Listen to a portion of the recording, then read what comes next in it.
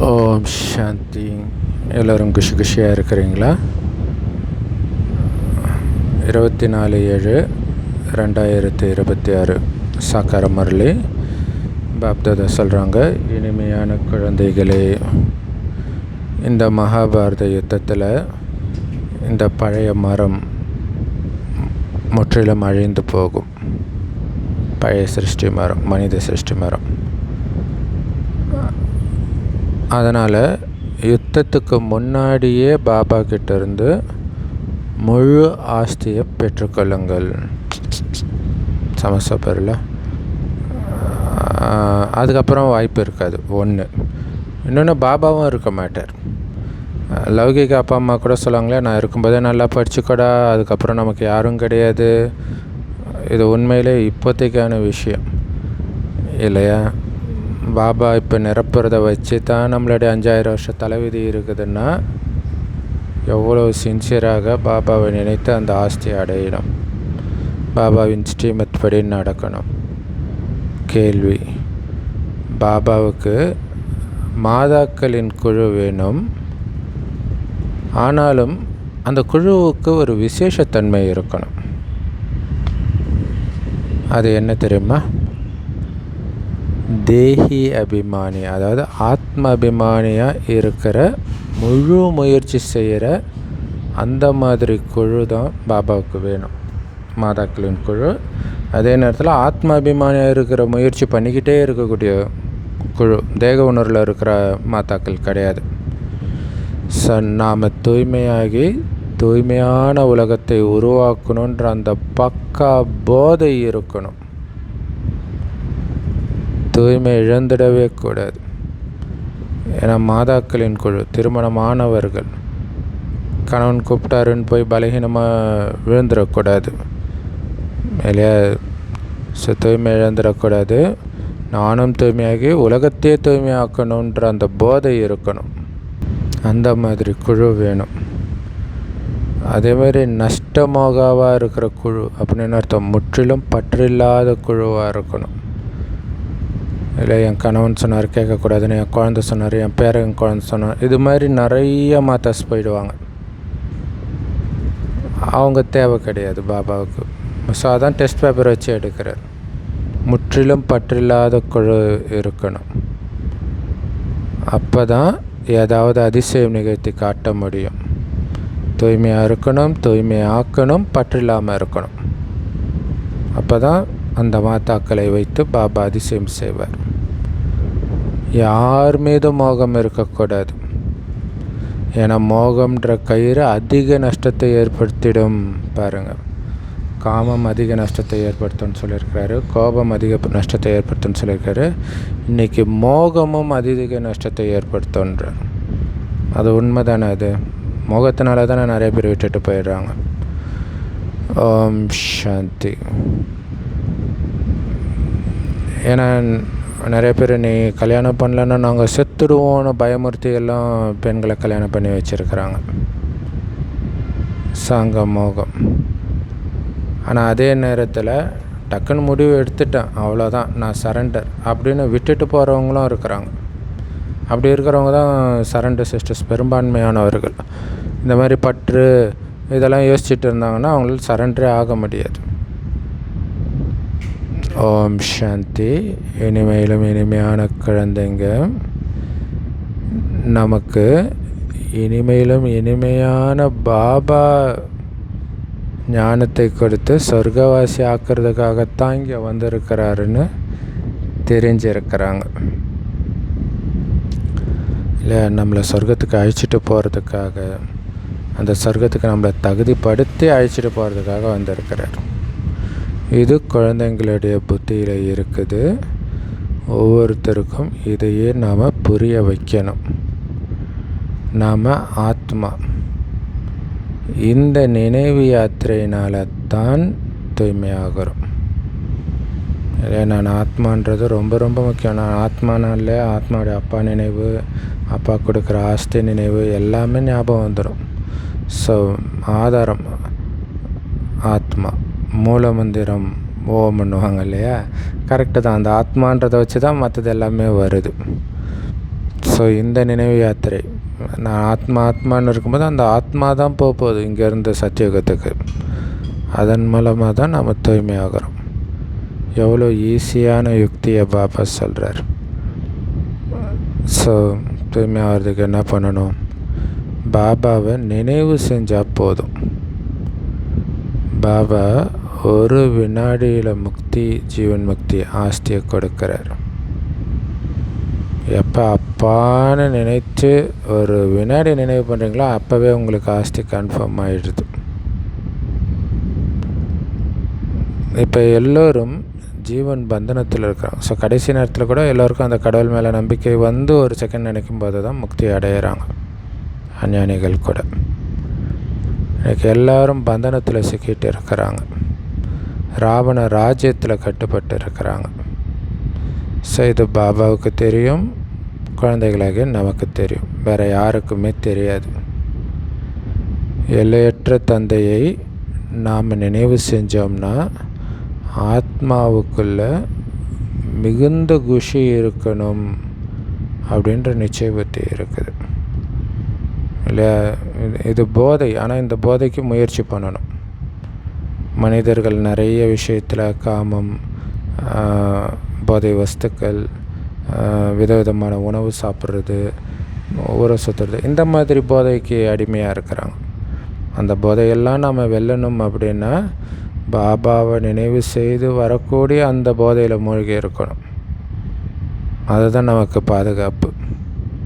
அதுதான் போதையை கொடுக்குன்ற நிச்சய புத்தி இருக்கணும். முதல்ல எந்த தந்தையை நாம் அரை கல்பமாக நினைவு செஞ்சோமோ அந்த தந்தையே கிடைச்சிட்டார். அதுவும் நிச்சய புத்தி இருக்கணும். பாருங்கள், துக்கம் வந்தால் அப்பாவை நினச்சிக்கிட்டே தான் இருக்கிறாங்க. நீங்களும் பக்தி மார்க்கத்தில் அல்லது இந்த ஜென்மத்திலே கூட துக்கம் வந்தால் உடனடியாக புத்தி எங்கே போகுது? பாபாட்ட தானே போகுது. ஆனால் இப்போ பாபா குழந்தை ஆன பிறகு துக்கம் வந்தால் தான் பாபாவை நினைப்பேன்னு நீங்கள் நினைக்கிறது கிடையாது. யாரை முழு உலகமும் நினைவு செய்யுதோ, ஆக்சுவலாக நமக்கு துக்கம் வந்தால் பாபா நினைவு வர்றது கஷ்டம். ஏன்னா துக்கம் வருவதற்கு காரணமாக நம்மளே இருந்திருப்போம். பாபா நினைக்காமல் இருந்திருப்போம், அல்லது ஏதோ ஒரு விகாரம், அது மாதிரி ஏதோ ஒரு ஸ்ரீமத்தை மீறி இருப்போம். அப்போ நமக்கு குற்ற மனப்பான்மை இருக்கும், பாபாவை நினைக்க முடியாது. அதுவே மிகப்பெரிய தண்டனை தான். அதான் பாபா சொல்கிறார், இப்போ நீங்கள் துக்கத்தில் வந்து நினைவு செய்கிறது கிடையாது, நினைத்து நினைத்து ஆனந்தம் அடையிறோம். யாரை முழு உலகமும் நினைக்குதோ அந்த தந்தை வந்து இருக்கிறாரு, நம்ம முன்னாடி இருக்கிறாரு அப்படின்னு நம்ம புரிஞ்சுக்கிறோம். ஸோ பாபா அடிக்கடி புரிய வைக்கிறது என்னென்னா, நீங்கள் இங்கே உட்காந்துட்டு இருக்கும்போது நான் ஆத்மா, என்னுடைய அப்பா பரந்தாமத்திலிருந்து வந்திருக்கிறாரு, ஒவ்வொரு கல்பத்திலும் நமக்கு கொடுத்த வாக்கின்படியே வந்திருக்கிறாரு அப்படின்னு புரிஞ்சுக்கணும். ஏன்னா பாபாவுடைய உறுதிமொழி என்னென்னா, நீங்கள் எப்போ கூப்பிட்றீங்களோ, எப்போ அந்த அரை கல்பம் முடிவடையுதோ அப்போ நான் வர வேண்டி இருக்குது. கரெக்டாக அந்த பக்தி முடிகிற நேரத்தில் தான் பயங்கரமாக அவரை கூப்பிட ஆரம்பிக்கிறோம். அது வரைக்கும் ஏதோ பக்தி ஜாலியாக பண்ணிகிட்டு இருந்தோம். அதுக்கப்புறம் தான் துக்கம் உச்சத்துக்கு போது பயங்கரமாக அவரே கதின்னு உட்காந்துட்ருக்குறோம். அப்போ தான் அவர் வரார் இல்லையா? மார்கண்டேயன் அந்த மரணத்தின் துக்கத்தில் தானே போய் சிவனை கட்டி பிடிக்கிறான், அது பக்தி. அப்போ தான் பாபாவும் வரார், அங்கேருந்து வெளிப்படுறார். சிவபெருமான் வர்றதா வந்து யமனை எட்டி உதைக்கிறதா காட்டுறாங்க. ஸோ அதானே பண்ணுறாரு, நம்மக்கிட்டேருந்து யமனை நீக்கிறார். கலியுகத்துக்கு பிறகு கண்டிப்பாக சத்தியுகம் வரணும்.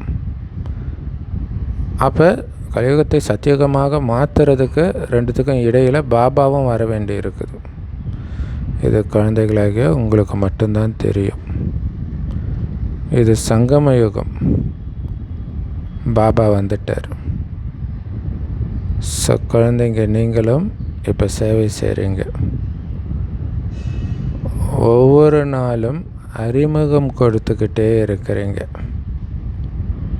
பாபா வந்துட்டார், அவரை நினைங்க, இப்படி நினைங்க அப்படின்னா ஒவ்வொரு நாளும் அறிமுகம் கொடுக்குறோம். எல்லாருக்கும் அறிமுகம் கிடைச்சிக்கிட்டே இருக்குது. ஸோ எல்லையற்ற தந்தை சிவபாபா நமக்கு மறுபடியும் எல்லையற்ற ஆஸ்தி கொடுக்கறதுக்காக வந்திருக்கிறாருன்னு நாம் புரிஞ்சிட்டு உட்காந்துட்டு இருக்கிறோம் பாபா முன்னாடி. ஸோ பாபா பாபான்னு தானே சொல்கிறீங்க. ஸோ நீங்கள் நாம் சிவபாபா கிட்ட வந்திருக்கிறோம் அப்படின்னு நீங்கள் சொல்கிற மாதிரியே சிவபாபா என்ன சொல்கிறாரு, நான் என் குழந்தைங்களை பார்க்குறதுக்காக சாதாரண இந்த பிரம்மா உடம்பில் வந்திருக்கிறேன், ஒவ்வொரு கல்பத்திலும் இப்படித்தான் வரேன் அப்படின்னு அவர் சொல்கிறார். இதை ஒருபோதும் மறக்கக்கூடாது. ஆனால் அப்படிப்பட்ட தந்தையையே மறக்க வச்சிடுது இந்த மாயா. பாபாவை நினைக்கிறதன் மூலம் தூய்மையற்ற நிலையிலேருந்து தூய்மை ஆகிடுவீங்க. ஸோ அப்போ அவரை மறக்கலாமா? எல்லோருக்கும் சத்கதி கொடுப்பவர் ஒரே ஒரு சத்குரு தானே.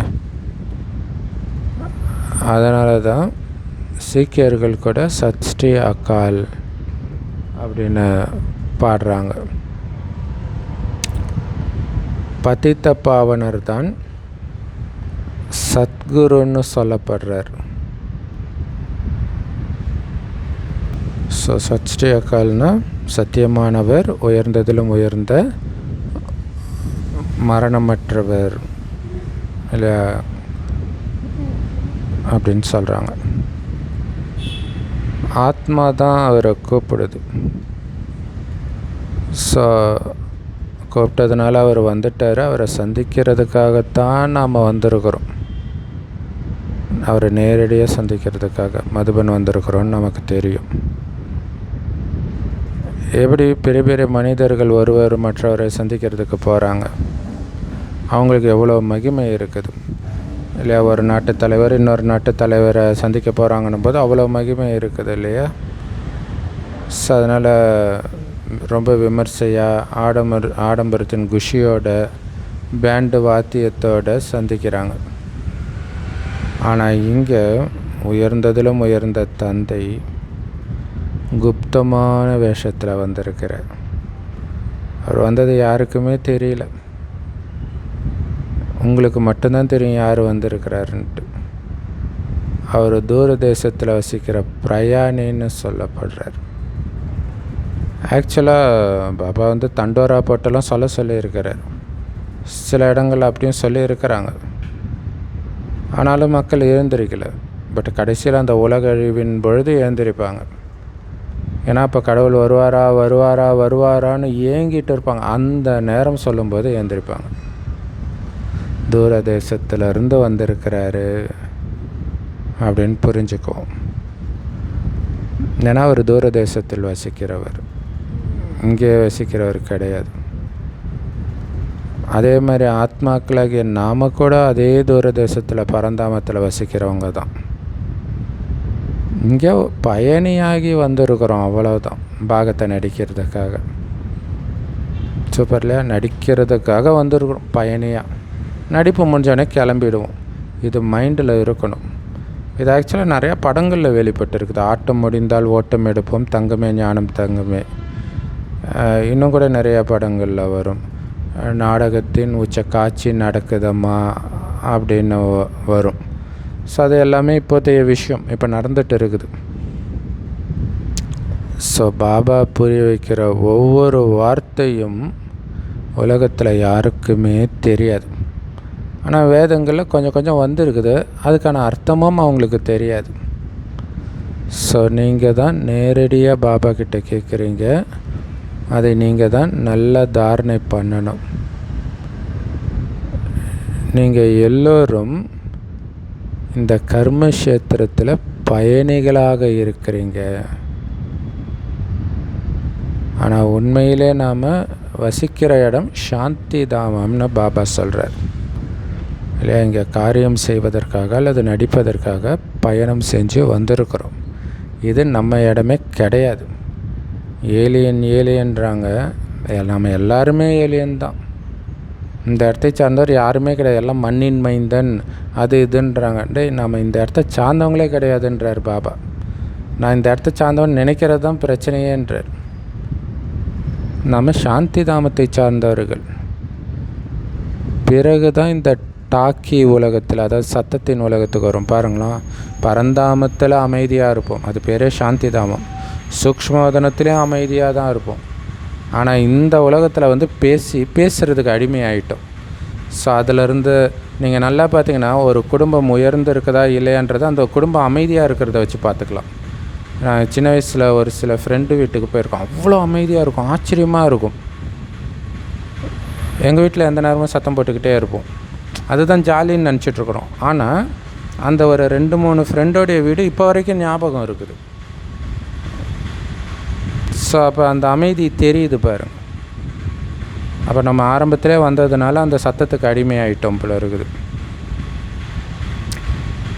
நாம் சாந்தி தாமத்திலேருந்து வந்த பயணிகள்னு சொல்கிறதே மீண்டும் அமைதியாகுங்க, 10 வார்த்தை பேசுகிற இடத்துல 1 வார்த்தை பேசுங்க, ரத்தன சுருக்கமாக பேசுங்க, ஆனால் இனிமையாக பேசுங்கன்றார். 84 பிறவிகளின் பாகத்தை இங்கே நடிக்கிறோம். இப்போ கடைசி நேரம், இறுதி நேரம். ஸோ அதே மாதிரி நீங்கள் சின்ன வயசுலேருந்து பார்த்தீங்கன்னா யார் கூடலாம் நல்லா பேசுனீங்களோ அவங்களும் மறந்துருக்கும். ஆனால் உங்கள் கிளாஸில் அமைதியாக ஒருத்தன் இருந்திருப்பான். அவன் ஃபேஸ் அப்படியே ஞாபகம் இருந்துக்கிட்டே இருக்கும். அவன் அவ்வளோவா பேசவே மாட்டான். அதுதான் அமைதியின் சக்தி. இல்லை, நடைமுறையிலே நாம் பார்க்குறோம். ஸோ அதனால தான் பாபா சார், நீங்கள் அந்த அமைதியான உலகத்திலிருந்து வந்த பயணிகள்ன்றதை மறந்துடாதீங்க. அதுக்காக தான் சொல்கிறார், அது பேரே சாந்தி தாமம்ட்டு. இனிமையான அமைதி இருக்குன்றார். அமைதியில் தான் அந்த இனிமை இருக்குது. எல்லாருமே அமைதியை தானே விரும்புகிறாங்க. ஏன்னா அங்கேருந்து வந்திருக்கிறோம், அதனால தான் அதை விரும்புகிறோம்.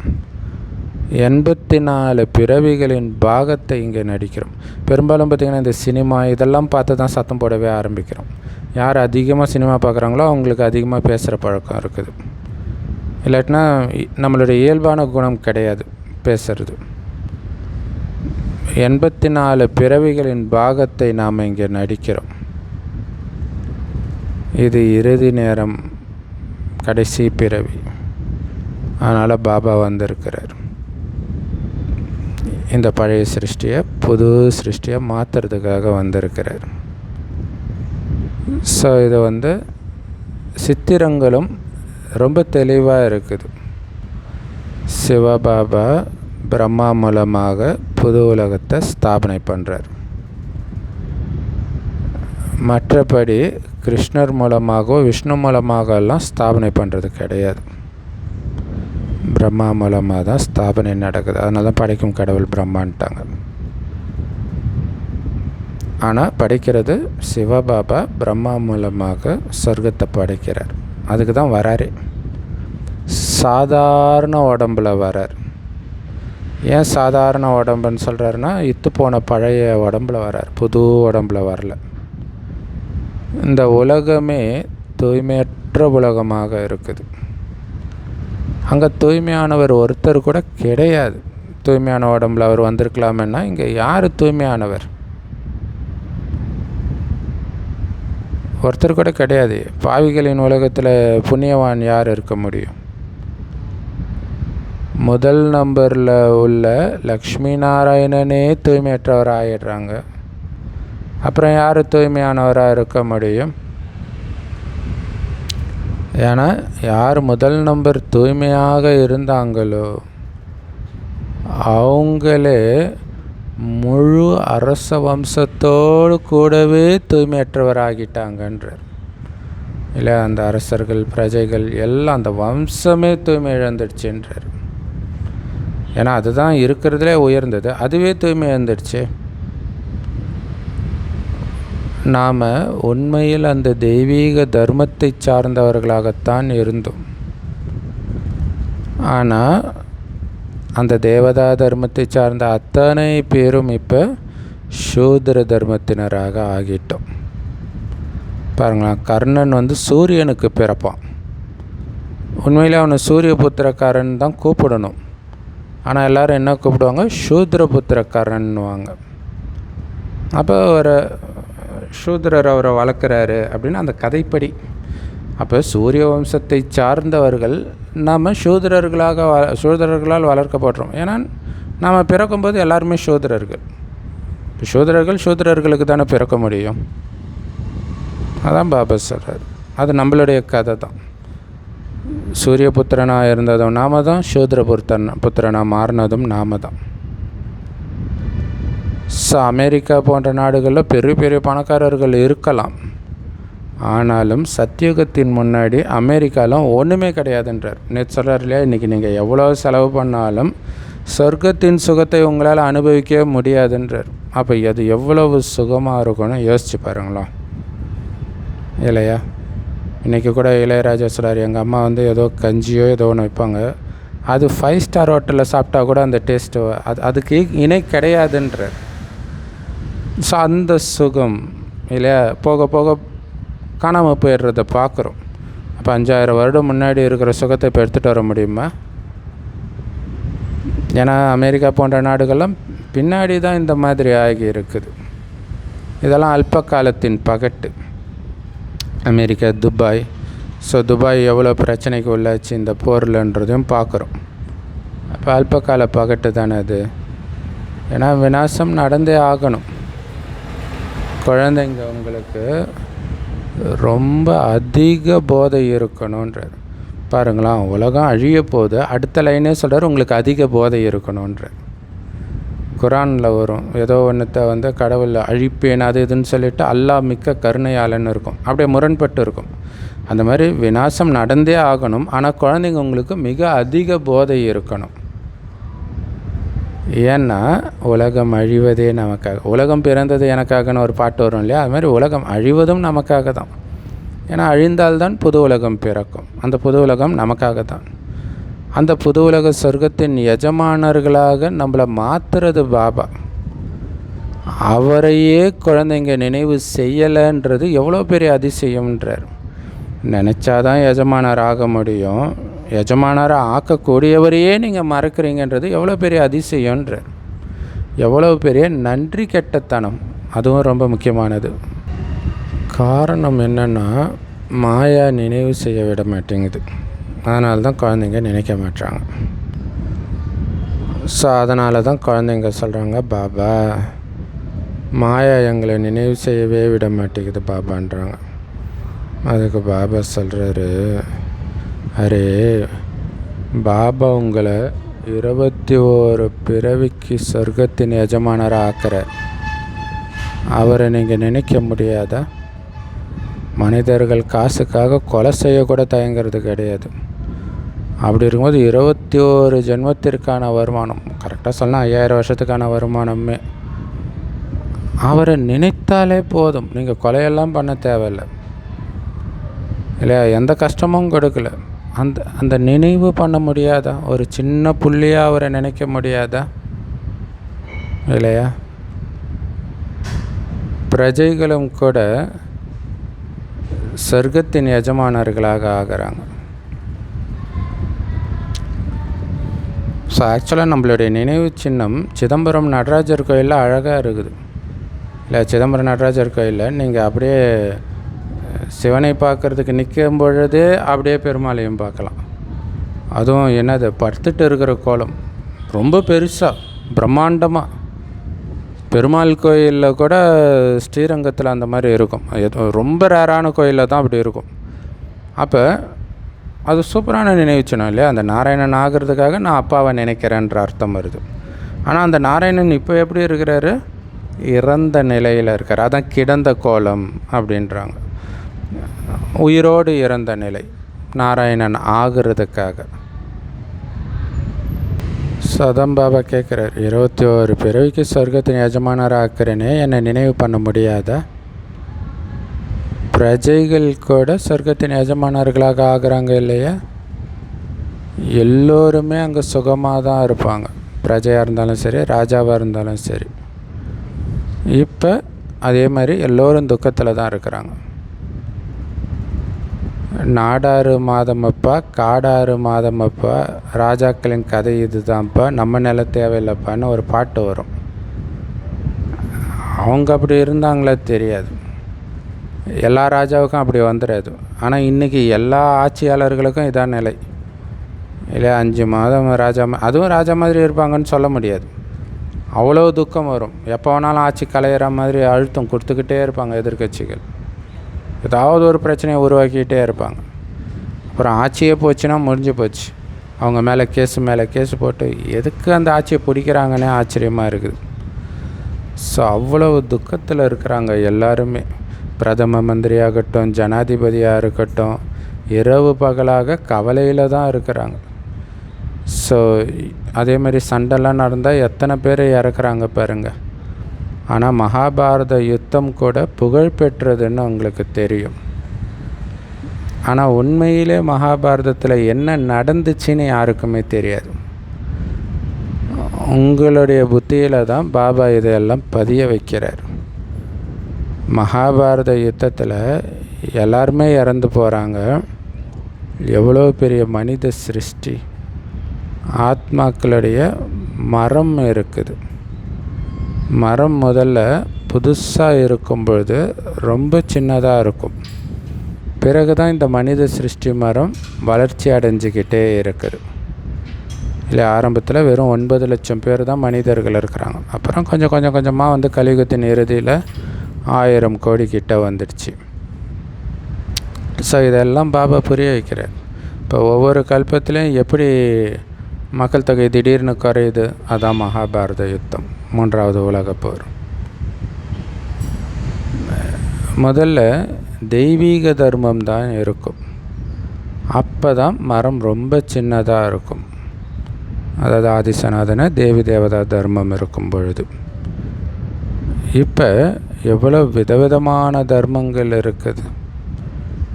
இந்த மகாபாரத யுத்தத்தின் மூலமாக இங்கே இருக்கிற எல்லாமே விநாசமாயிடும்.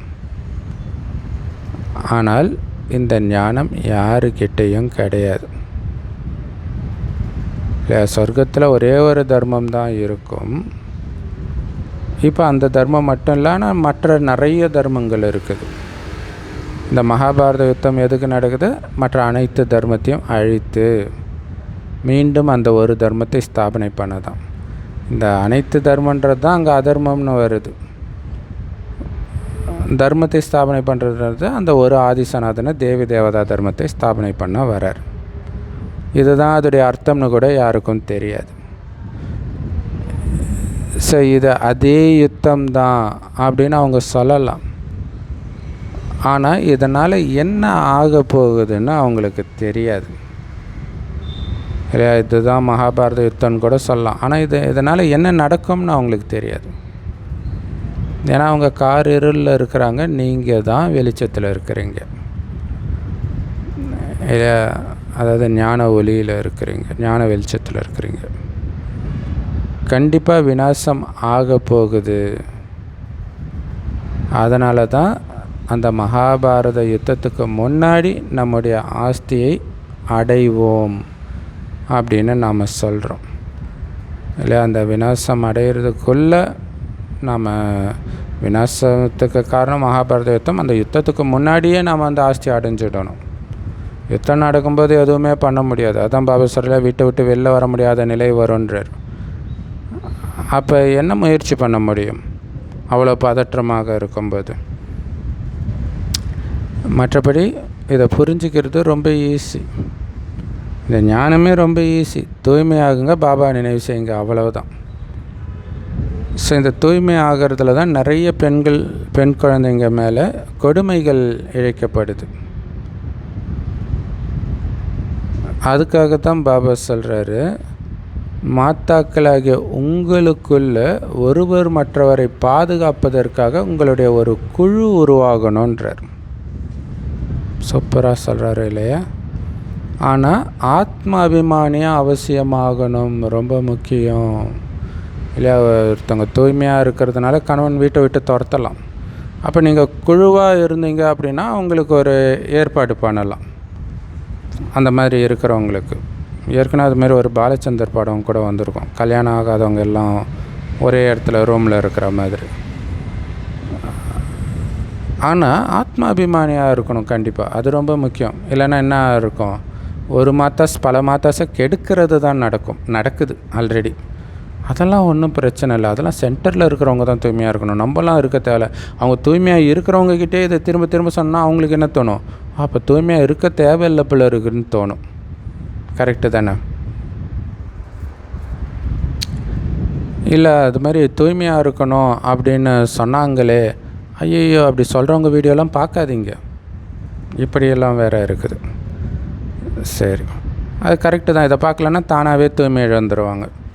ஏன்னா அவங்களுக்கு அந்த ஒரு எச்சரிக்கை உணர்வே இல்லாமல் போயிடும் இல்லையா? ஸோ பாபா சொல்கிறத தான் நம்ம சொல்கிறோம் இல்லையா?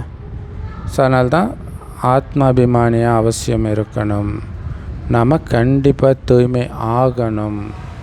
இந்த பக்கா போதை இருக்கணுன்றார். தூய்மை தான் முக்கியம். இதுதான் பிற்காலத்தில் பெண்ணுக்கு கற்பு தான் முக்கியம்ட்டாங்க. ஏன்னா இங்கே பெண்ணுன்றது எல்லா ஆத்மாவையும் குறிக்குது, கற்புன்றது தூய்மையை குறிக்குது. அதில் போதை இருக்கணும். ஏன் பெண்ணுக்கு கற்பு முக்கியம்? அதன் மூலமாக அதுதான் அவளுடைய ஆஸ்தியே. முன் ஜென்மத்தின் புண்ணிய கணக்கு தூய்மையாக இருக்கிற வரைக்கும் இருக்கும். தூய்மை இருந்தானா அது போயிடும். அதனால்தான் பெண்ணுக்கு கற்பு முக்கியம்ன்றாங்க.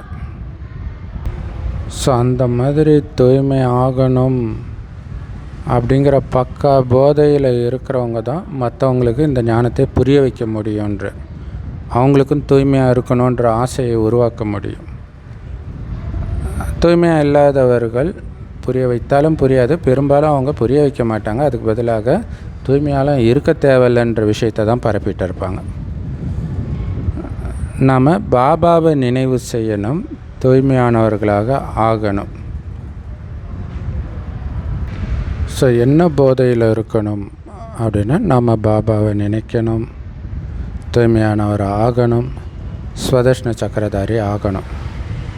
இதே போதையில் இருக்கணும் எப்போவுமே இல்லையா? நான் ஸ்வதர்ஷ்ண சக்கரதாரி, பாபா நினைவிலே மூழ்கி இருப்பவன், தூய்மையான ஆத்மா, இந்த போதையிலே இருக்கணும். நாம் படைப்பவராகிய தந்தையும் தெரிஞ்சிருக்கிறோம், அவருடைய படைப்பின் சக்கரத்தையும் தெரிஞ்சிருக்கிறோம். அது எவ்வளோ பெரிய போதை இல்லையா? இப்போ நாம் தந்தைக்கிட்ட இருந்து முழு உலகமாகிய சத்தியுகத்தின் ஆஸ்தியை அடையணும். அதுதான் முழு உலகம்னு சொல்ல முடியும் இல்லையா? பாபா படைத்த அத்தனையும் அங்கே தான் இருக்குது. ஃபஸ்ட் கிளாஸாக புத்தம் புதியதாக அங்கே தான் இருக்குது. ஸோ முழு உலகம்னா அதுதான் இல்லையா? திரேதாயுகம் கூட முழு உலகம் கிடையாது. நாம் இப்போ ஜென்ரலாகவே குழந்தைங்கள்லாம் பார்த்திங்கன்னா ஏதாவது வாங்கிட்டு வந்தீங்கன்னா ஃபுல்லாக எடுத்துக்கணுன்னு நினைப்பாங்க. எல்லோரும் சாப்பிட்டு மீதியை கொடுத்தா அவங்களுக்கு பிடிக்காது. ஸோ அது உண்மையிலே எந்த குணம்? இதை நம்ம எதில் காட்டணும்? சொர்க்கத்தை காட்டணும் இல்லையா? புத்தம் புதிய உலகம் தான் எனக்கு வேணும், மற்றவங்க யூஸ் பண்ணிவிட்டு வச்ச உலகம் எனக்கு தேவை கிடையாது, ஃபஸ்ட்டே வரணும், அப்படி இருக்கணும். அதான் புது உலகம்னாலே முழு உலகம்னாலே சத்தியுகம் தான். சத்தியுகத்தின் ஆஸ்தியை அடையணும். நாம் 84 பிறவிகளை எப்படி எடுக்கிறோங்கிறத புரிய வச்சுக்கிட்டே இருங்க மற்றவங்களுக்குன்றார். இல்லை எப்படி நம்மளுடைய குறிப்பாக சேவை இப்போ யூடியூப்லாம் வந்ததுனால சூப்பராக இந்த சேவை பண்ணிக்கிட்டே இருக்கலாம். பாபா சொல்கிறாரு, என்னை நினைவு செஞ்சிங்கன்னா உங்களுடைய பாவங்கள் அழிஞ்சு போகும். நினைவு பண்ணிக்கிட்டே இருக்கணும். அதுதான் ரொம்ப முக்கியமான விஷயம். தூய்மையானவர்களாக கண்டிப்பாக ஆகணும்.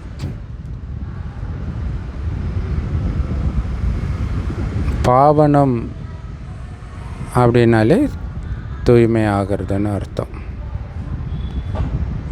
ஸோ அப்படி தூய்மை ஆகிறதுக்கு நினைவு தான், வேறு உபாயமே கிடையாது. ஸோ நினைவின் மூலமாக தான் பாவம் அழிந்து தூய்மை ஆவீங்க. காமம் மிகப்பெரிய எதிரி. தூய்மை இழந்துட்டோன்றது காமத்தில் விழறது தான், மற்றதை சொல்ல மாட்டாங்க. மற்றதும் தூய்மை இழக்கிறது தான், பட் ஜென்ரலாக தூய்மை இழக்கிறதுன்றது காமத்தை தான் சொல்லுவாங்க. ஏன்னா அதான் மிகப்பெரிய எதிரி. நாம் 84 பிறவிகளின் சக்கரத்தை முடிச்சிட்டோம். இப்போ பாபா கிட்ட இருந்து ஆஸ்தி அடையணும் இல்லை? 84 பிறவி சக்கரத்தை முடிச்சிட்டோன்றது பாபா கிட்ட முந்தைய கல்பத்தில் வாங்கின அனைத்தையும் செலவு பண்ணிட்டோன்னு அர்த்தம். இப்போ பாபா கிட்ட மறுபடியும் சம்பாத்தியம் பண்ணுறதுக்காக வந்திருக்கிறோம், முழு ஆஸ்தி அடையிறதுக்காக வந்திருக்கிறோம். அதுக்கான வழி பாபா சொல்கிறாரு, என்னை நினைவு பண்ணிங்கன்னா உங்கள் விகர்மங்கள் விநாசமாகிடும் இல்லையா. நினைவு பண்ணி தான், நினைவு யாத்திரை தான். அவங்க உலகத்தை சுற்றி வரணும்னு போட்டி வைக்கிறதா சொல்கிறாங்களே, நினைவு யாத்திரையின் மூலமாக சுற்றி வரணும். அப்போ தான் உங்களுடைய பாவங்கள் அழியும். நினைவு யாத்திரையின் மூலமாக சுற்றுறதில்ல, நினைவு யாத்திரை பாபாவோட தான் இருக்கிறோம். பாபாவோடு இருந்து உலகம் எல்லாத்துக்கும் சக்தி கொடுக்கணும். ஸோ அப்போ நம்முடைய பாவமும் அழியும், மற்றவர்கள் பாவம் அழிகிறதுக்கும் நம்ம உதவி பண்ணுறோம். நம்ம மதுபனுக்கு வர்றது புத்துணர்ச்சி அடையிறதுக்காக. மதுபனில் இருந்தால் மட்டும்தான் நினைவு பண்ண முடியும்னு அர்த்தம் கிடையாது. எங்கே இருந்தாலும் தந்தையாகிய என்னை நினைவு செஞ்சுக்கிட்டே இருங்க. ஏன்னா 21 பிறவிகளுக்கான ஆஸ்தி அடையணும், முழு ஆஸ்தி அடையணும் இல்லையா. அப்போ அதுக்கு தடையாக இருக்கக்கூடியது பற்று. அதனால் யார் மீதும் மோகத்தின் நாட்டமே இருக்கக்கூடாது, பற்றின் விருப்பமே இருக்கக்கூடாது. பற்றற்றவராக ஆகணும். உங்கள் உடம்பு மேலே கூட உங்களுக்கு பற்று இருக்கக்கூடாது. இது பழைய தோல் இல்லையா. உடலின் கவர்ச்சினால் நம்ம மற்றவர்களை ஈர்க்கக்கூடாது. அந்த குணத்தினால் அந்த பாபா நினைவின் போதை உங்கள் முகத்தில் ஜொலிக்கும், அதன் மூலமாக நாம் ஈர்க்கணும். மற்றபடி இது பழைய தோல். அதுக்காக சாப்பாடே போடாமல் இருக்கிறது கிடையாது. ஏன்னா ஹடயோகிகள் அப்படி தானே பட்டினி கிடப்பாங்க. அப்படிலாம் கிடையாது, சாப்பாடெல்லாம் போடணும். ஏன்னா இந்த உடம்பு மூலமாக தானே படிப்பை படிக்கணும். கஷ்டம் வந்தால் சமாளிக்க வேண்டி இருக்குது இல்லை. உடம்புக்கு ஏதாவது நோயெல்லாம் வந்தால் அதை கவனிச்சிக்க வேண்டியதும் இருக்குது. இந்த பழைய இது பழைய இத்து போன சரீரம். அதனால் இதுக்கு ஏதோ ஒன்று நடந்துக்கிட்டு தான் இருக்குது இல்லையா. ஒரு நோய் மாற்றி இன்னொரு நோய் வந்துக்கிட்டே தான் இருக்குது. அந்த 40 வயசு கடந்துருச்சுன்னா ஒரு நோய் போனால் அடுத்தது இன்னொன்று வரும், அல்லது அதே தொடர்ந்து இருந்துக்கிட்டே இருக்கும். ஆனாலும் துக்கத்தை அனுபவிக்கிறது ஆத்மா தான். நோய் உடம்பில் வந்தாலும் துக்கம் ஆத்மாவுக்கு தான் வருது. பாபா சொல்கிறாரு, இப்போ நீங்கள் இந்த சரீரத்தை விடணும் இல்லையா. சரீரத்தை விட்டு தானே நம்ம போகணும். எப்படி சரீரத்தை விடணும்? யோக பலத்தின் மூலமாக. இதை பொறுமையோடு எதிர்கொள்ளணுன்ற. இங்கே இருக்கக்கூடிய பிரச்சனைகள் எல்லாம் யோக பலத்தின் மூலமாக எதிர்கொண்டு யோக பலத்தின் மூலமாகவே சரீரத்தை விடணும். அப்போ தான் யோக பலத்தின் மூலமாகவே சொர்க்கத்தில் குழந்தை பிறக்கும். ஸோ அதற்கு தேவையான பலம் இங்கே நாம் சேர்த்துக்கிறோம். எல்லாத்தையும் யோக பலத்தின் மூலமாக எதிர்கொள்கிறதன் மூலமாக. யோக பலம் இருக்கிறதுக்கு என்ன பண்ணணும்? பாபாவை நினைவு செஞ்சுக்கிட்டே இருக்கணும். அதுவும் எப்படி நினைக்கணும்? உங்களை ஆத்மானு உணர்ந்து பாபாவை நினைவு செய்யணும். அவ்வளோதான், வேறு எந்த கஷ்டமும் கொடுக்கறது கிடையாது. நான் ஆத்மா ஜோதி, பக்கத்தில் சிவபாபா ஜோதி, 2 ஜோதியும் எரிஞ்சிட்டு இருக்குது. இதே நினைவில் இருக்கணும்.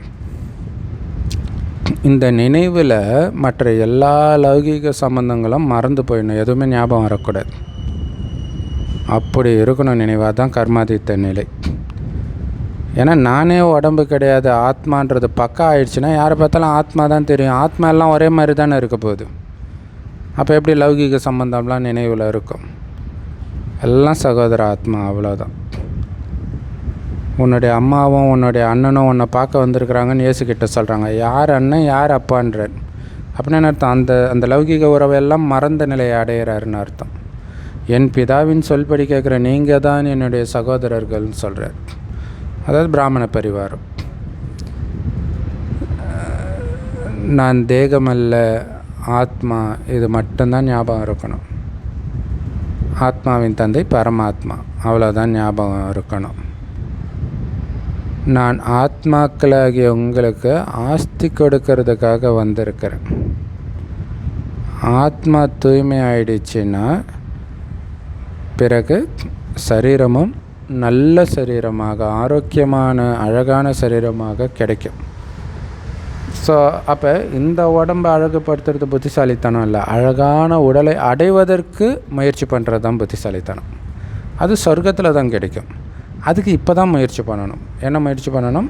ஆத்மான்னு ஒன்று வந்து பாபாவுடைய நினைவிலே மூழ்கி அனைத்தையும் மறக்கணும். அப்போ தான் ஆத்ம தூய்மையாகும். ஆத்ம தூய்மையானால் தான் நல்ல சரீரம் கிடைக்கும். ஸோ பாபா சொல்கிறாங்க, இப்போ ஆத்ம தூய்மையாகணும் அப்படின்னு நம்ம தெரிஞ்சுக்கிட்டோம் இல்லையா? நம்மளுடைய லட்சியமே ஆத்மாவை தூய்மையாக்கிறது தான். ஏன்னா நம்ம தூய்மையாக இருந்தபொழுது நாம் லக்ஷ்மி நாராயணனாக இருந்தோம். இந்த லக்ஷ்மி நாராயணன் தான் 84 பிறவி எடுத்தாங்க. சூரிய வம்சி அரச பரம்பரை முழுவதுமே 84 பிறவி எடுத்திருக்கிறாங்க இல்லையா? லக்ஷ்மி நாராயணன் மட்டும் 84 பிறவி எடுக்கல, அவங்களோட இருந்த எல்லாருமே 84 பிறவி எடுத்திருக்கிறாங்க. சந்திரவம்சிகளுக்கு வந்து 84 பிறவின்னு சொல்ல மாட்டாங்க. சூரிய வம்சியில் யார் முதல்ல பணியாளர்களாக ஆகியிருக்கிறாங்களோ, அதாவது வேலைக்காரங்களாக ஆகியிருக்கிறாங்களோ, அவங்க பிறகு அடுத்த யுகமாகிய திரேத்தா யுகத்தில் ஏதாவது பதவி அடைவார்கள். இது எவ்வளோ பெரிய ஆச்சரியமாக இருக்குது இல்லையா? ஆரம்பத்தில் வேலைக்காரனாக இருக்கிறோம், கடைசியில் ராஜாவாக ஆகிறோம். அவங்களுக்கு 84 பிறவிகள்னு சொல்லுவாங்க இல்லையா? திரேதாயுகத்தில் ராஜா ஆனாலும் அவங்க சத்தியுகத்தில் வேலைக்காரர்களாக இருந்திருப்பாங்க. இப்போ அவங்க சத்தியுகத்திலையும் வந்திருப்பாங்க. ஆனால் அவங்களும் 84 பிறவிகள் எடுக்கிறாங்க. ராஜா, ராணி, பிரஜைகள், தாசதாசிகள் முதலான யாரெல்லாம் சூரிய வம்சியில் இருக்கிறாங்களோ அவங்க தான் 84 பிறவி எடுக்கிறாங்க. ஏன்னா இது தவறாக புரிஞ்சுக்கிறாங்க நிறைய பேர். வந்து திரேதாயுகத்தின் ராமர் செய்தெல்லாம் சத்தியுகத்துக்கு வரமாட்டாங்க, வருவாங்க, கீழான பதவியில் இருப்பாங்க. வேலைக்காரியாக கூட இருந்திருக்கலாம், தெரியாது. ஏன்னா அங்கே சுகமாக தானே இருக்க போகிறாங்க. அதுக்கப்புறம் திரேதாயுகத்துக்கு வரும்போது தான் ராமர் சிதையாக ஆகிறாங்க. ஸோ அதையும் புரிஞ்சுக்கணும். அதே மாதிரி அஷ்டரத்தினம், 8 நாராயணன். ஒரு சிலர் எப்படி புரிஞ்சுக்கிறாங்க, முதல் நாராயணன் ஃபஸ்ட்டு வருவார், ரெண்டாவது நாராயணன் அப்புறம்தான் வருவார், மூணாவது நாராயணன் இல்லை, அதாவது ரெண்டாவது நாராயணனுக்கு ஃபஸ்ட் நாராயணன் பிறக்கும்போது தான் ரெண்டாவது நாராயணனே சத்தியுகத்துக்கு வராரு, ரெண்டாவது நாராயணனுக்கு பிறக்கும்போது தான் மூணாவது நாராயணனே வராரு. அப்படின்னா எவ்வளவோ சத்தியுகம் போயிடுது. இதுக்கு அவங்க அஷ்டரத்தினமாக ஆகுறாங்க. ஸோ அதை வந்து இன்றைக்கி முரளியில் தெளிவாக சொல்லியிருக்காரு. சந்திர வம்சத்தை சார்ந்தவர்களே அங்கே வருவாங்கன்றார். அதாவது சந்திர வம்சத்தில் ராஜாவாக இருக்கிறவங்க அங்கே வேலைக்காரர்களாக இருப்பாங்கன்றார், வருவாங்கன்றார். அப்போ அஷ்டரத்தினம் ஆரம்பத்திலே வரமாட்டாங்களா? சந்திர வம்சத்து ராஜா ராணியே ஆரம்பத்திலே வருவாங்கன்றார், 84 பிறவி எடுப்பாங்கன்றார். ஸோ எவ்வளோ பெரிய விஷயம். ஆனால் அவங்க சூரிய வம்சத்தில் இருந்திருந்தால் தான் 84 பிறவி. சிலர் வந்து சந்திர வம்சத்துக்கு தான் வருவாங்களே. ஆனால் சந்திர வம்சத்துக்கு தான் வர்றவங்கள வந்து எடுத்தோடனே ராஜாவாலும் ஆக மாட்டாங்க. அவங்க ராஜாவாகிறவங்க சூரிய வம்சத்தில் வந்தவங்களாக இருப்பாங்க. அதையும் புரிஞ்சுக்கணும். ஸோ சந்திரவம்சின்றது வெறும் சந்திரவம்சத்தில், அதாவது திரேதாயுகத்தில் தான் முதல் ஜென்மமே எடுக்கிறவங்க. அவங்க 84 பிறவி எடுக்க மாட்டாங்க. அதான் சொல்கிறார், சூரிய வம்சத்தில் யார் முதல்ல பணியாளர்களாக ஆகியிருக்கிறாங்களோ, முதல் பிறவி ஆரம்பத்திலே ஆதியிலே நாராயணன் இருக்கும்பொழுதே அவங்க திரேதாயுகத்தில் ஏதாவது ஒரு பதவி அடைவாங்கன்றார். அங்கே வெறும் வேலைக்காரங்களாக தான் இருந்திருப்பாங்க, தாசதாசியாக. ஆனால் இங்கே பதவி அடைவாங்கன்றார். அப்போ அவங்களுக்கும் 84 பிறவிகள் தான். ஸோ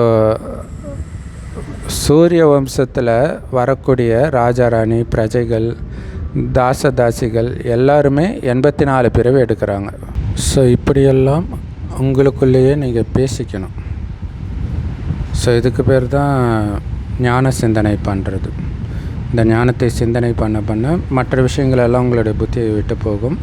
இது ஆழமாக பதிய ஆரம்பிக்கும். நாம் 84 பிறவிகளை ஏன் எடுக்கிறோம் அப்படின்னு விசார் சாகர் மந்தன் செய்யணும். ஸோ எவ்வளோ முடியுமோ தந்தையையும் ஆஸ்தியையும் நினைவு செஞ்சுக்கிட்டே இருங்கன்னு பாபா சொல்கிறார். ஸோ நடக்கும்பொழுது கூட அல்லது சுற்றும் பொழுதெல்லாம் கூட நாம் பாபாவுடைய குழந்தை அப்படின்னு புரிஞ்சுக்கிட்டு நடங்க. இப்போ ரோட்டில் நடக்கும்போது நம்ம பாபாவுடைய குழந்தைன்னும்போது சாதாரண மனிதர்கள் மாதிரி நம்ம நடக்கக்கூடாது. சாதாரண மனிதர்கள் மாதிரி நம்மளுடைய பார்வையை அங்கே இங்கே அலைய விடக்கூடாது இல்லையா. அந்த பார்வையில் அவ்வளோ கண்ணியம் இருக்கணும், அவ்வளோ பரிசுத்தம் இருக்கணும். அங்கே பார்க்குறவங்களுக்கு நீங்கள் தேவியாக காட்சி கொடுக்கணும், அந்த மாதிரி புரிஞ்சிட்டு நடக்கணும். ஏன்னா தேவதைகளோட உயர்ந்தவர்கள் நீங்கள். ஸோ இப்போ முஸ்லீம்கள்லாம் ஒருத்தரை சந்திக்கும் போது சலாம் அலைக்கும்னுவாங்க. அப்படி ஓம் சாந்தின்னு சொல்லிட்டு போகிறது கிடையாது. பாபாவுடைய அறிமுகத்தை கொடுக்கணும் யாரை சந்தித்தாலும். இதுதான் பாபா குழந்தைங்களுடைய கடமை. இந்த சித்திரங்களில் முழு ஞானமும் இருக்குது. இப்போ பேக்கெட் சைஸில் இருக்குது 7 days கோர்ஸ் இல்லையா. ஸோ பேக்கெட்டில் அந்த படத்தை வச்சு கூட நீங்கள் புரிய வைக்கலாம். ஸோ எல்லாத்தையுமே நீங்கள் சொல்லணும். பாபா பிரம்மா பாபாவுடைய உடம்புல வராரு சிவபாபா. அதனால தான் நம்மளை குமாரிகள்னு சொல்கிறோம். ஸோ குமாரிகளாகிய நம்ம எல்லோரையும் சொர்க்கத்தின் எஜமானராக்கிறதுக்காக பாபா வந்திருக்கிறார். அனைத்து ஆத்மாக்களின் தந்தை ஒருத்தர் தான். அவருடைய குழந்தைங்க தான் இந்த குமாரிகள். ஸோ உங்களுடைய அடையாள அட்டையை கூட நீங்கள் காட்ட முடியும். ஸோ எங்கேயாவது அலுவலகங்களில் கூட அட்டையை கொடுங்க. ஆனால் பிகேன்னா யார் அப்படின்னா அவங்களால புரிஞ்சிக்க முடியாது. அநேக விதமான தடைகள் வருது இல்லை. நீங்கள் புரிய வைக்காத வரைக்கும் அவங்களால புரிஞ்சிக்க முடியாது. வெறும் கார்டை பார்த்தோ புக்கை படித்தா அவங்களால புரிஞ்சிக்க முடியாது. அரசாங்கத்துக்கும் கூட இது புரிய வைக்கப்படுது. இது எங்களுடைய குடும்பம், இங்கே தாதாவும் சிவபாபாவும் இருக்கிறாங்க. தாதானா என்னது? மூத்த சகோதரர், மூத்த விநாயகனே அப்படிங்கிறது பிரம்மா பாபா தான் மெயினாக குறிக்குது. ஸோ அந்த மூத்த சகோதரர் மூலமாக சிவபாபா கிட்டேருந்து நாங்கள் ஆஸ்தி அடைஞ்சிட்டு இருக்கிறோம். இதை நாம் ஞாபகம் வச்சுக்கிட்டாலே குஷி இருக்குன்றார். குஷி இருக்கணும் இல்லை. நான் ஆஸ்தி அடைஞ்சிட்ருக்கிறேன். நீங்கள் சும்மா பாபா நினைக்கிறதுக்கும் நான் பாபா நினைக்க எனக்கு ஆஸ்தி உருவாகிட்டு இருக்குது அப்படின்னு சொர்க்கத்தில் அந்த மாளிகை இதெல்லாம் அப்படியே பாபா நினைக்க இந்த மாளிகையெல்லாம் உருவாகிட்டு இருக்குதுன்னு பாருங்களாம். குஷி அதிகமாக இருக்கும். ஸோ ஆனால் ஆஸ்தி தாத்தாவுடைய ஆஸ்தி. ஸோ தாத்தாவுடைய ஆஸ்தி பேர குழந்தைங்களுக்கு உரிமை இருக்குது இல்லையா. முழு பாகத்தையும் பங்கிட்டு பெற்றுக்கொள்கிறார்கள் லௌகீகத்தில். இங்கே பங்கிடுறது கிடையாது, உழைச்சி தான் நாம் எடுக்க முடியும். எல்லாருக்கும் உரிமை இருக்குது, ஆனால் உழைச்சி தான் எடுக்க முடியும். இப்போ தாத்தா சொத்தாக இருந்தாலும் நீங்கள் அது கோர்ட்டு கேஸு அது அப்படி தான் பண்ண முடியும். ஏதோ ஒரு உழைப்பு பண்ண வேண்டியது இருக்குது. அதே மாதிரி இங்கே என்ன ஜஸ்ட்டு நீங்கள் நினைக்கணும், அவ்வளோதான். நினச்சாலே கிடைக்குதுன்னும் போது அதை விட இது தானே ஈஸி. நினைக்க ஆனந்தமாகவும் இருக்குது. கோர்ட்டு கேஸுன்னு போனால் ஆனந்தமாகவும் இருக்குது. அதில் ஒருத்தர் கொடுக்க மாட்டேன்னா இன்னும் எவ்வளோ டார்ச்சராக இருக்கும் இல்லையா. சிவபாபா கிட்டேருந்து பிரம்மா மூலமாக நம்ம ஆஸ்தி அடைகிறோம் அப்படின்னு நம்ம தெரிஞ்சுக்கிறோம். ஸோ இதை ஞாபகம் வைக்கணுன்றார் எப்போவுமே. சிவபாபா கிட்டேருந்து ஆஸ்தி அடைகிறேன், பிரம்மா மூலமாக ஆஸ்தி அடைகிறேன் அப்படிங்கிறத ஞாபகம் இருக்கணும். எனக்காகவே ஒரு உடம்பு எடுத்து வராருன்றது சாதாரண விஷயம் கிடையாது இல்லையா. உடம்பே இல்லாதவர் உடம்பு எடுத்து வரார். ஸோ அப்போ அந்த ஞானத்தை எவ்வளோ படிக்கணும், அதேமாதிரி மற்றவங்களுக்கும் கற்றுக் கொடுக்கணும். எப்படி தந்தையுடைய கடமை குழந்தைங்களுக்கு பாலனை பண்ணுறது, அதேமாதிரி நாமளும் மற்றவங்கள பாலனை பண்ணணும். ஏன்னா ஒரு குமாரி சொந்த காலில் நிற்கிற வரைக்கும், அந்த இளமை பருவம் அடையாற வரைக்கும் அவங்கள பராமரிக்கிறது அப்பா அம்மாவுடைய கடமை தானே லௌகீகத்தில் கூட. ஸோ ஆனால் குழந்தையுடைய கடமை என்ன? படிக்கிறது தான். அதே மாதிரி நம்மளுடைய கடமை இப்போ படிக்கிறது தான். எதுக்காக படிக்கிறோம்? நம்ம சொந்த காலில் நிற்கிறதுக்காக தான் படிக்கிறோம். பாபா நமக்கு படிப்பு சொல்லி கொடுத்துட்டு இருக்கிறார். 21 ஜென்மத்திற்கான பலனுக்காக படிப்பு சொல்லி கொடுத்துட்டு இருக்கிறார். அப்போ இந்த படிப்பு 21 ஜென்மத்துக்காக நடக்குது. இப்போ பிறகு அந்த 21 ஜென்மத்துக்காகன்றது ரொம்ப முக்கியமான விஷயம் இல்லையா? இன்றைக்கி குழந்தைங்க படிக்கிறவங்கலாம் +2 வரைக்குமே அடுத்தது என்ன பண்ண போகிறோன்னே தெரியாது, காலேஜ் படிக்கும்போதுமே தெரியாது. ஆனால் இங்கே தெளிவாக தெரியும், 21 ஜென்மத்துக்கான ஆஸ்தி கேரண்டி. ஸோ அதுக்காக படிக்கிறோம். பிறகு நம்ம சொந்த காலில் நின்றுக்குவோம். எந்த அளவுக்கு படிக்கிறீங்களோ அந்த அளவுக்கு உயர்ந்த பதவி அடைவீங்க. ஸோ நீங்களே என்ன சொல்கிறீங்க? நாங்கள் இங்கே வர்றது லக்ஷ்மி நாராயணன் ஆகிறதுக்காகத்தான். இதுதான் சத்யநாராயணன் கதை. இந்த லக்ஷ்மி நாராயணன் எப்படி 84 பிறவி எடுக்கிறாங்க அப்படின்னு யாருக்குமே தெரியாது. ராதையுடைய பக்தர்கள் என்ன சொல்லுவாங்க? ராதை நம்ம முன்னாடியே தான் இருக்கிறாங்க, அவங்க இல்லாத இடம் எங்கே இருக்குது, எங்கே பார்த்தாலும் ராதையே ராதைன்னுவாங்க. அதுமாதிரி கிருஷ்ணருடைய பக்தர் கிருஷ்ணரே கிருஷ்ணர்னுவாங்க, சிவனுடைய பக்தர் சிவனே சிவன்னுவாங்க. ஸோ இந்த மாதிரி ஒரு குழப்பத்தை உருவாக்கிட்டாங்க.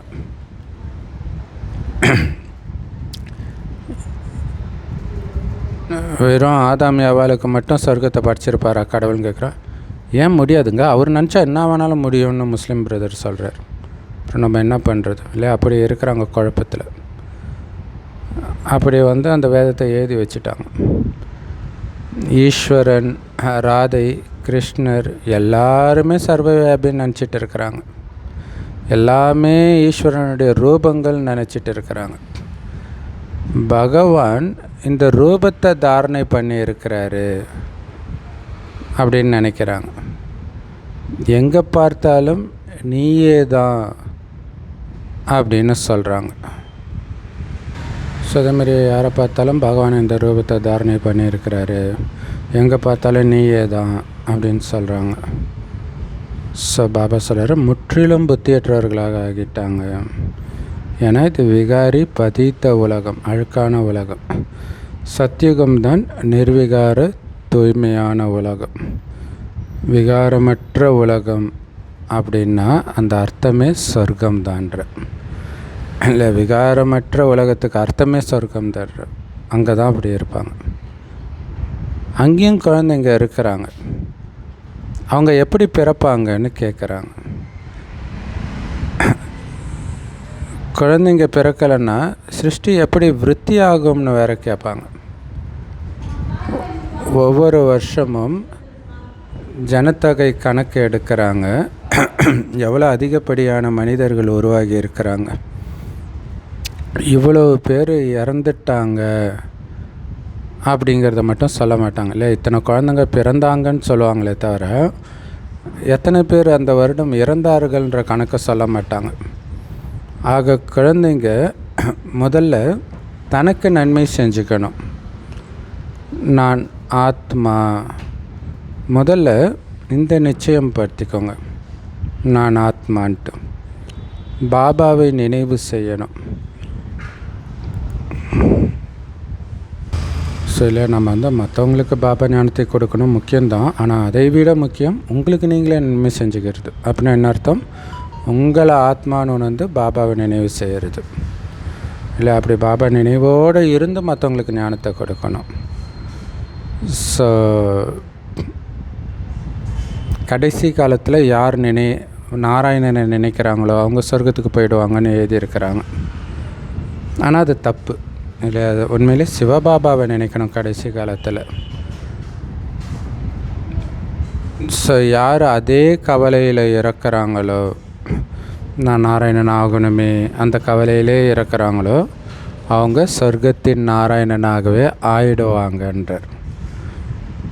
கடைசி காலத்தில் அப்போ பாருங்கள், நாராயணன் ஆகணுன்ற கவலையில் இறக்குறவங்க நாராயணனை நினைக்கிறவங்க கிடையாது. ஸோ கடைசி காலத்தில் நாராயணனை நினைக்கிறவங்கன்னு ஏன் சொன்னாங்க? கிருஷ்ணர் ஞானம் கொடுத்தாருன்னா கிருஷ்ணரை நினைக்கணும்னு தானே புரிஞ்சுக்கணும். ஸோ அதனால தான் அவங்க அப்படி சொல்கிறாங்களே, கிருஷ்ணர் நாராயணனுடைய அவதாரம்ன்றதுனால கிருஷ்ணர் ஞானத்தை கொடுத்தார், அதனால் கிருஷ்ணரை நினைப்போம், நாராயணனை நினைப்போம் அப்படின்னு சொல்கிறாங்க. அதனால் கிருஷ்ணரை நினைவு செய்கிறாங்க. ஆனால் உண்மையிலே நாராயணன் பற்றி யாருக்குமே தெரியாது. கிருஷ்ணருக்கு தான் ஜெயந்தி கொண்டாடுறாங்க, ராதைக்கு ஜெயந்தி கொண்டாடலை, நாராயணனுக்கும் ஜெயந்தி கொண்டாடலை.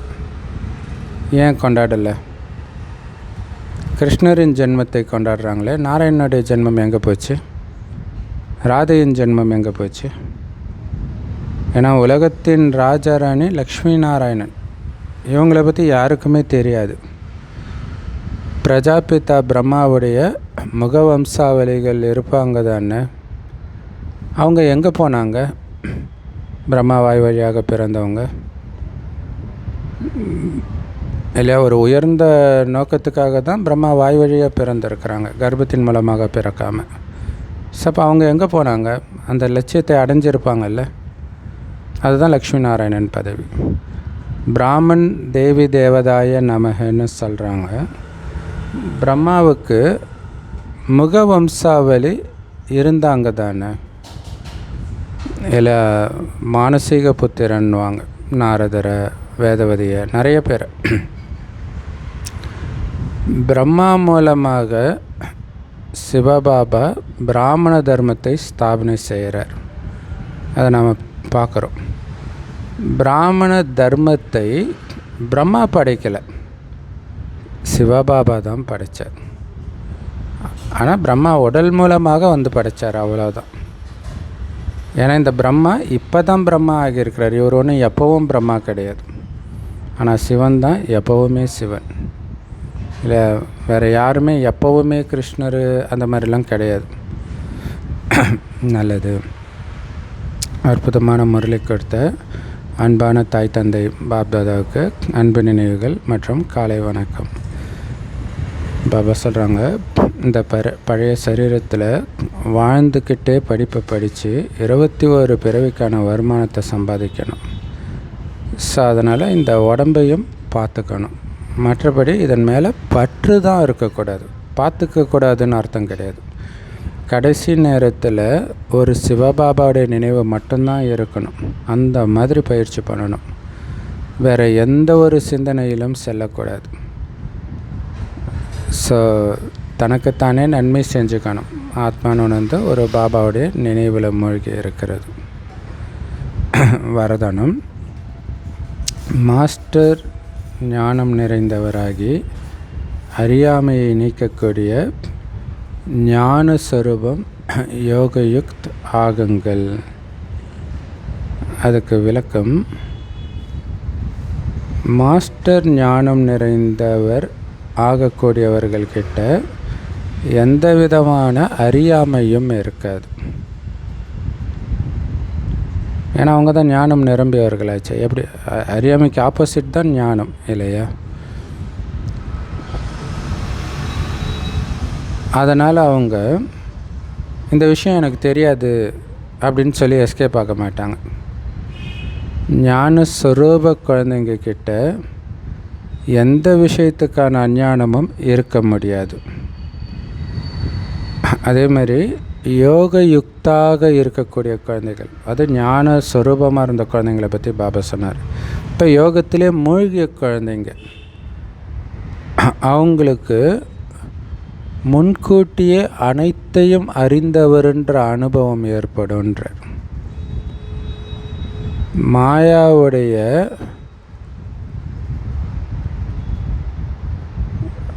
மழைத்தூறல் ஒன்றும் குறைஞ்சது கிடையாது. ஏன்னா மாயாவும் நல்ல அலங்காரத்தோடு இருக்குது, கவர்ந்து இழுக்குது. அதனால் அதிலிருந்து பாதுகாப்பாக இருங்கன்னு பாபா சொல்கிறார். திடீர்னு மழை பெஞ்சால் தப்புறம் நனைஞ்சிடும்ல, அப்போ என்ன பண்ணோம்? எப்போவுமே கொடையோடவே இருக்கணும். பாபாவுடைய நினைவுன்ற பாதுகாப்பு கொடை கீழே இருக்கணும்.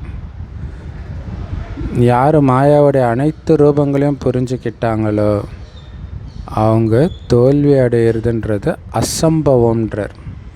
வாய்ப்பே கிடையாது, அப்படி சாத்தியமே கிடையாதுன்றார். மாயாவுடைய எல்லா ரூபத்தையும் தெரிஞ்சவங்க மாயக்கிட்ட தோக்க மாட்டாங்க. அப்போ எல்லா ரூபத்தையும் தெரிஞ்சுக்கிறாங்கன்னா மாயா வரும். ஃபஸ்ட்டு சண்டை நடக்கும், விழுந்து இருப்பாங்க, அதிலிருந்து பாடத்தை கற்றுக்குவாங்க. இப்படி தான் அனுபவி ஆகிறாங்க. அதுக்கப்புறம் மாயின் எந்த ரூபத்திலையும் அவங்க தோக்க மாட்டாங்க. ஸோ அதுதான் ஞானம் நிறைந்த மற்றும் யோகத்தில் மூழ்கிய குழந்தைங்களுடைய லட்சணம். அப்போ ஐயோ தெரியலையே, இது மாயான்னு தெரியலையே அப்படின்னு மாட்டிக்க மாட்டாங்க. அந்த அறியாமை இருக்காது. மாயின் அனைத்து ரூபத்தையும் அறிந்தவர்களாக இருப்பாங்க. ஸோ அதனால் எனக்கு தெரியாது, அதனால் மாயாவில் விழுந்துட்டேன் அப்படின்னு சாக்கு போக்கு சொல்ல மாட்டாங்க. அவங்களுக்கு முன்கூட்டியே தெரியும் இது அப்படியே மாயா அங்கே அழிச்சிட்டு போயிடும் அப்படின்னு எச்சரிக்கையாக இருப்பாங்க. ஸ்லோகன்: சதா மகிழ்ச்சியாக இருக்கிறவங்க ஒருபோதும் கேள்விகளில் வர முடியாது.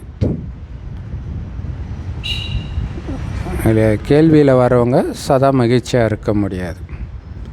ஸோ அப்போ என்ன பண்ணணும்? முற்றுப்புள்ளி.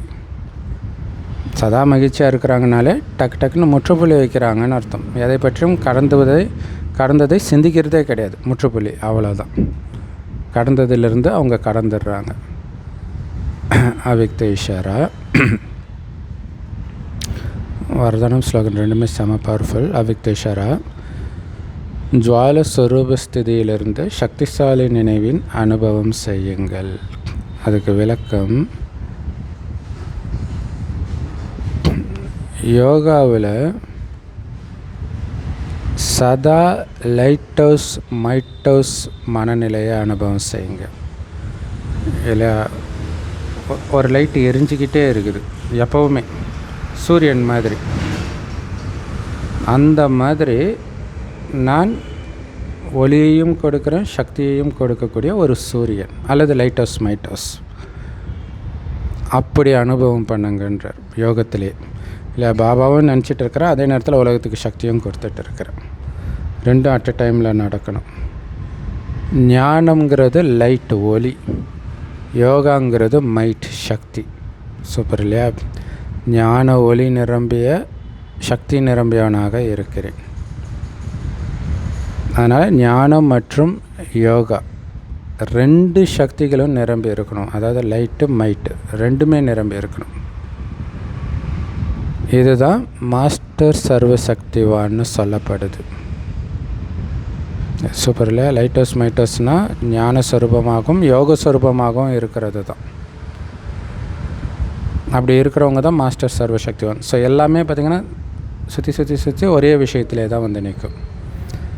இப்படிப்பட்ட சக்திசாலி ஆத்மாக்கள் எப்படிப்பட்ட சூழ்நிலையும் ஒரு வினாடியில் கடந்து போயிடுவாங்க. லேசாக அசால்ட்டாக கடந்து போயிடுவாங்க. ஸோ அதை கடக்கிறதுக்கு அவங்களுக்கு நேரம் எடுத்துக்க மாட்டாங்க. இல்லை, அந்த பிரச்சனையிலே சிக்க மாட்டாங்க. ஞானஸ்வரூபமாகவும் சக்தி ஸ்வரூபமாகவும் இருக்கிறவங்க அதான் மாஸ்டர் சர்வசக்திவான். என்ன ஆனாலும் சிரித்த முகத்தில் இருக்கிறாங்கன்னா என்ன அர்த்தம்? அதை அந்த செகண்டே கடந்துட்டாங்கன்னு அர்த்தம். கேள்வி கேட்கல. ஸ்லோகனில் சொல்கிற மாதிரி ஒருபோதும் கேள்விகளில் வரல அவங்க. அதனால தான் டக்குன்னு கடந்துட்டாங்க. கேள்வி கேட்டாங்கன்னா ஐயோ இது ஏன் ஆச்சு, நான் இப்படி பண்ணியிருக்கக்கூடாது, பேசாமல் அப்படி பண்ணியிருக்கலாமே, அவங்க சொன்னதை கேட்டிருக்கலாமே, மகிழ்ச்சியாக இருக்க முடியாது. அப்போ எதுலையோ சிக்கிக்கிட்டாங்கன்னு அர்த்தம். ஒரு வினாடியில் கடக்கலைன்னு அர்த்தம். ஸோ ஒரு விதத்தில் பார்த்திங்கன்னா ஸ்லோகனுடைய ஆக்சுவலாக வரதானம் ஸ்லோகன் அவ்யக்த இஷாரா மூணுமே ஒரே விஷயத்தை தான் போதிக்குது. சூப்பரான முறையில். I love you Bap Dada. Thank you Bap Dada.